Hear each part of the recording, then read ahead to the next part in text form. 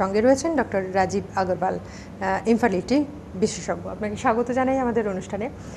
Doctor Agarwal, আমরা তো জানি যে এক একটা শতাব্দীকে বলা হচ্ছে যে মহামারীর আকার ধারণ করতে পারে। তো এই বন্ধ্যাত্বকেও বলা হচ্ছে যে 2025 সালে গিয়ে একটা বিশাল আকার ধারণ করবে। তার জন্য আমাদের এই ফার্স্ট লাইফ লিড করা বা অ্যাটমসফিয়ারের যে চেঞ্জ, সেগুলো তো আছেই, কিন্তু আর কি কি কারণে এই মহামারী আসতে পারে? আমার মনে হয় আপনি সব থেকে ইম্পর্টেন্ট জিনিসগুলো আগেই বললেন। আপনি বললেন যে শারীরিক এবং মানসিক। তো মানসিকটাই আমার মনে হয় এখানে প্রথমে আসবে। কেন কি আমরা এতই ফাস্ট লাইফ লিড করছি, স্ট্রেসটা এতই বেড়ে গেছে, এনভায়রনমেন্টাল পলিউশন এতই বেড়ে গেছে।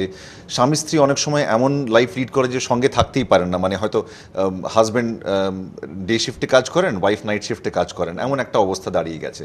সেগুলো বাদ দিয়ে যদি শারীরিক কারণগুলো দেখি, তাহলে অনেক সময় দেখা যায় যে মহিলাদের কোনো কারণে ডিম তৈরি হয় না, যেমন পলিসিস্টিক ওভারির একটা সমস্যা থাকতে পারে, কিংবা অনেক সময় বয়স বেড়ে যাচ্ছে, যেহেতু মহিলারা অনেক দেরি করে করে হয়তো অনেক সময় বাচ্চা চাইছেন, ততক্ষণে অন্য সমস্যাগুলো এসে যাচ্ছে।